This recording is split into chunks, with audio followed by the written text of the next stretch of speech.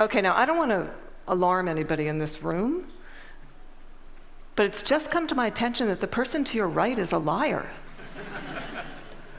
Also, the person to your left is a liar. Also, the person sitting in your very seats is a liar. We're all liars. What I'm going to do today is I'm going to show you what the research says about why we're all liars, how you can become a lie spotter, and why you might want to go the extra mile and go from lie spotting to truth seeking, and ultimately to trust building. Now, speaking of trust, ever since I wrote this book, Lie Spotting, no one wants to meet me in person anymore. No. They say, it's okay, we'll email you. I can't even get a coffee date at Starbucks. My husband's like, honey, deception. Maybe you could have focused on cooking. How about French cooking? So before we get started, what I'm going to do is I'm going to clarify my goal for you, which is not to teach a game of gotcha. Lie spotters aren't those nitpicky kids, those kids in the back of the room that are shouting, gotcha, gotcha. Your eyebrow twitched. You flared your nostril. I watched that TV show, Lie to Me. I know you're lying. No. Lie spotters are armed with scientific knowledge of how to spot deception. They use it to get to the truth, and they do what mature leaders do every day. They have difficult conversations with difficult people, sometimes during very difficult times. And they start up that path by accepting a core proposition. And that proposition is the following: lying is a cooperative act. Think about it. A lie has no power whatsoever by its mere utterance. Its power emerges when someone else agrees to believe the lie. So I know it may sound like tough love, but look, if at some point you got lied to, it's because you agreed to get lied to. Truth number one about lying. Lying's a cooperative act. Now, not all lies are harmful. Sometimes we're willing participants in deception for the sake of social dignity, maybe to keep a secret that should be kept secret. We say, nice song. Honey, you don't look fat in that, no. Or we say, favorite of the digerati. You know, I just fished that email out of my spam folder. I'm so sorry. But there are times when we are unwilling participants in deception, and that can have dramatic costs for us. Last year saw $997 billion in corporate fraud alone in the United States. That's an eyelash under $1 trillion. That's 7% of revenues. Deception can cost billions. Think Enron, Madoff, the mortgage crisis, or in the case of double agents and traitors like Robert Hansen or Aldrich Ames, lies can betray our country. They can compromise our security. They can undermine democracy. They can cause the deaths of those that defend us. Deception is actually serious business. This con man, Henry Oberlander, he was such an effective con man, British authorities say he could have undermined the entire banking system of the Western world. And you can't find this guy on Google. You can't find him anywhere. He was interviewed once, and he said the following. He said, look, I've got one rule. And this was Henry's rule. He said, look, everyone is willing to give you something. They're ready to give you something for whatever it is they're hungry for. And that's the crux of it. If you don't want to be deceived, you have to know, what is it that you're hungry for? And we all kind of hate to admit it. You know, we kind of wish we were better husbands, better wives, smarter, more powerful, taller, richer, the list goes on. Lying is an attempt to bridge that gap, to connect our wishes and our fantasies about who we wish we were, how we wish we could be, with what we're really like. And boy, are we willing to fill in those gaps in our lives with lies. On a given day, studies show that you may be lied to anywhere from 10 to 200 times. Now, granted, many of those are white lies.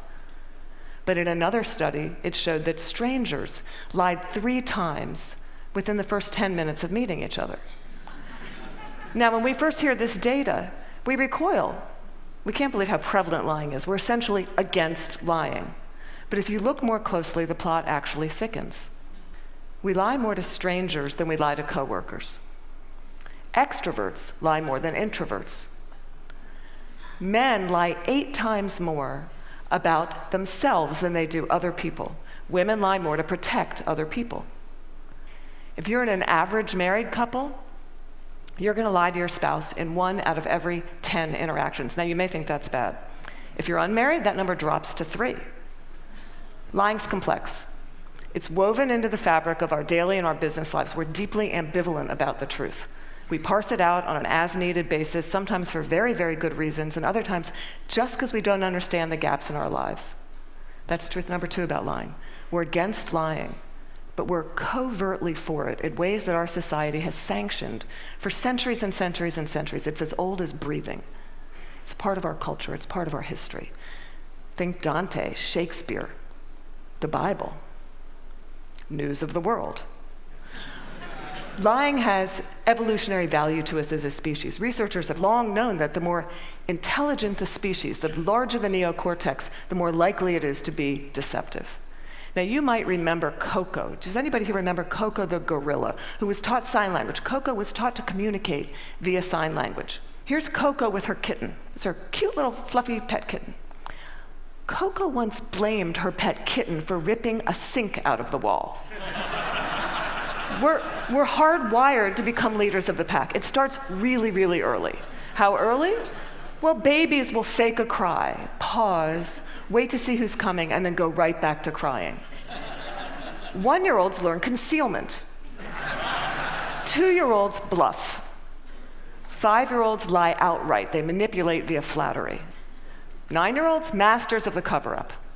By the time you enter college, you're going to lie to your mom in 1 out of every 5 interactions. By the time we enter this work world, and we're breadwinners, we enter a world that is just cluttered with spam, fake digital friends, partisan media, ingenious identity thieves, world-class Ponzi schemers, a deception epidemic. In short, what one author calls a post-truth society. It's been very confusing for a long time now. What do? Well, there's steps we can take to navigate our way through the morass. Trained lie spotters get to the truth 90% of the time. The rest of us, we're only 54% accurate. Why is it so easy to learn? Well, they're good liars and they're bad liars. They're no real original liars. We all make the same mistakes. We all use the same techniques. So what I'm going to do is I'm going to show you 2 patterns of deception, and then we're going to look at the hot spots and see if we can find them ourselves. We're going to start with speech. I want you to listen to me. I'm going to say this again. I did not have sexual relations with that woman, Miss Lewinsky. I never told anybody to lie, not a single time, never. These allegations are false, and I need to go back to work for the American people. Thank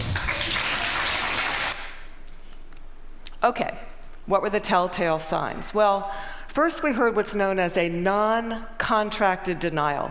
Studies show that people who are overdetermined in their denial will resort to formal rather than informal language. We also heard distancing language, that woman. We know that liars will unconsciously distance themselves from their subject using language as their tool. Now, if Bill Clinton had said, well, they tell you the truth, or Richard Nixon's favorite, in all candor, he would have been a dead giveaway for any lie spotter that knows that qualifying language, as it's called, qualifying language like that, further discredits the subject. Now, if he had repeated the question in its entirety, or if he had peppered his account with a little too much detail, and we're all really glad he didn't do that, he would have further discredited himself. Freud had it right. Freud said, look, there's much more to it than speech. No mortal can keep a secret. If his lips are silent, he chatters with his fingertips, and we all do it. No matter how powerful you are, we all chatter with our fingertips. I'm going to show you Dominique Strauss-Kahn with Obama, who's chattering with his fingertips. Now, this brings us to our next pattern, which is body language. With body language, here's what you got to do. You really got to just throw your assumptions out the door. Let the science temper your knowledge a little bit, because we think liars fidget all the time. Well, guess what? They're known to freeze their upper bodies when they're lying. We think liars won't look in the eyes. Well, guess what? They look you in the eyes a little too much just to compensate for that myth. We think warmth and smiles convey honesty, sincerity, but a trained lie spotter can spot a fake smile a mile away. Can you all spot the fake smile here? You can consciously contract the muscles in your cheeks, but the real smile's in the eyes. The crow's feet of the eyes, they cannot be consciously contracted, especially if you overdid the Botox. Don't overdo the Botox. Nobody will think you're honest.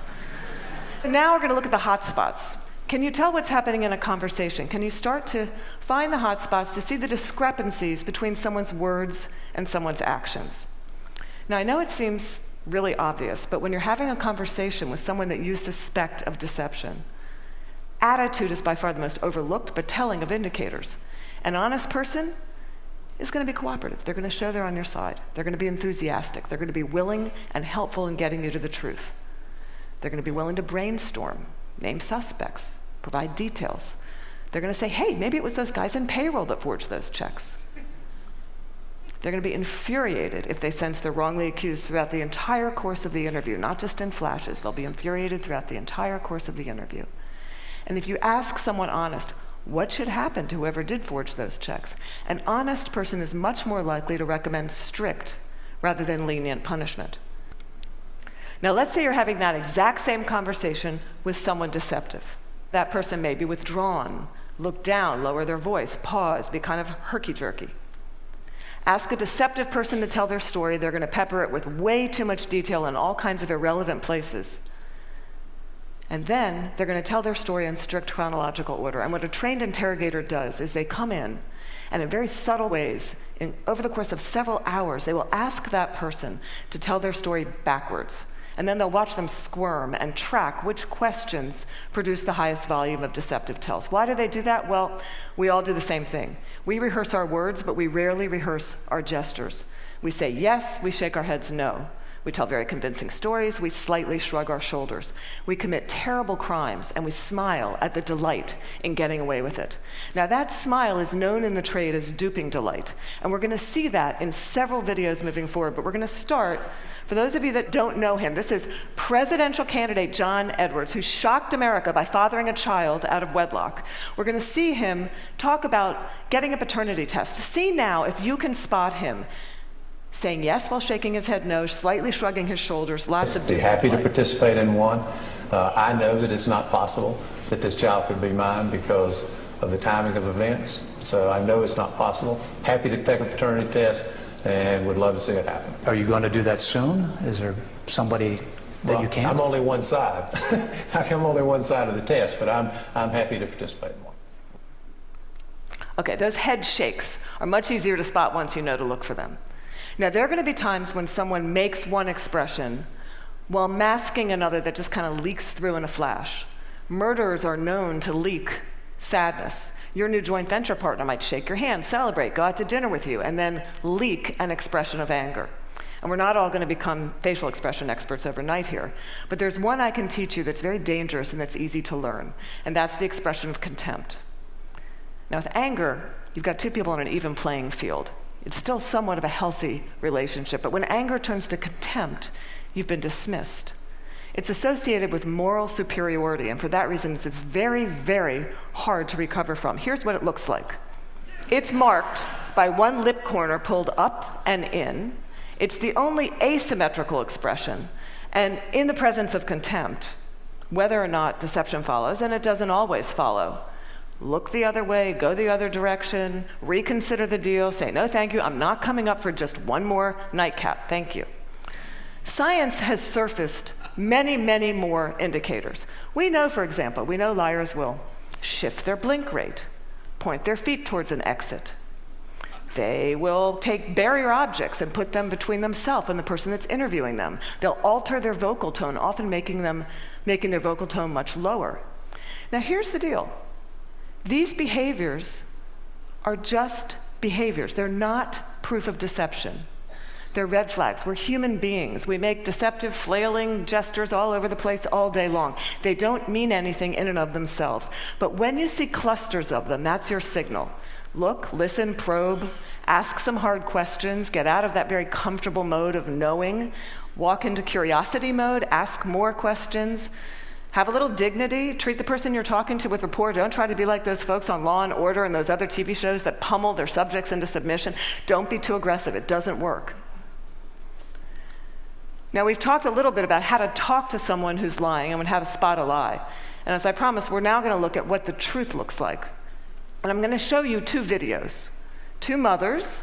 One is lying, one is telling the truth. And these were surfaced by researcher David Matsumoto in California. And I think they're an excellent example of what the truth looks like.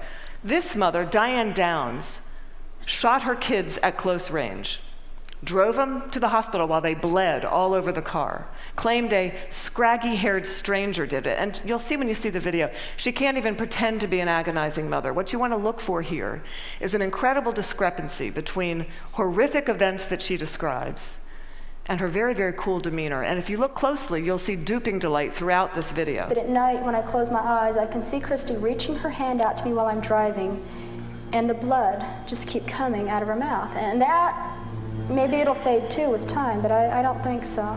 That haunts me the most.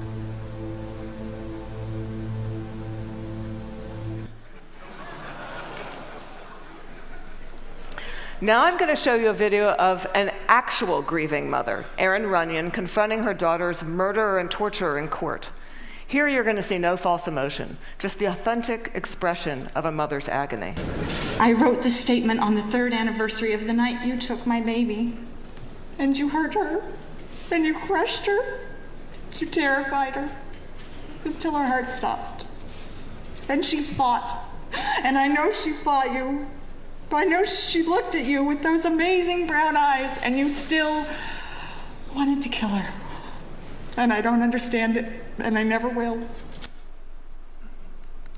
Okay, there's no doubting the veracity of those emotions.